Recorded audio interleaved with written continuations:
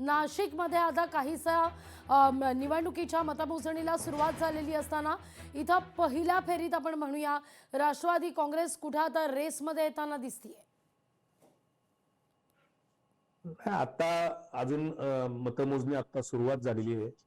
याच्यामध्ये अजून सगळे कल हाती यायला मला असं वाटतं 1-2 तास तरी लागतील किमान. अगदी त्यामुळे 2 तासापर्यंत आपल्याला लगेच निष्कर्षापर्यंत पोहोचता येणार नाही असं मला वाटतं. परंतु एकंदरीतच आजच्या मतमोजणीकडे मी असं पाहतोय की एका बाजूला भारतीय जनता पार्टीचे प्रमुख नेते अगदी बावनकुळे साहेब 51% आम्हाला मतं मिळतील, इतक्या जागा आम्हाला मिळतील, नेमकी आकडेवारी सांगतायत.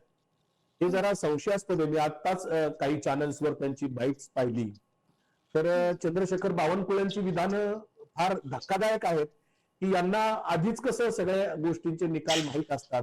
हे विधानसभेच्या वेळेस सुद्धा आम्ही अनुभवलं, आकडेवारी सांगतात त्याच पद्धतीने निकाल लागतो. इतकं नेमकं आकडेवारी सांगण्या इतकं यांना कसं काय आधी हे सगळ्या गोष्टी समजत असतात. म्हणजे ज्योतिषशास्त्र सुद्धा निश्चित आपण उत्तर घेऊया गणेश हाके यांच्याकडून.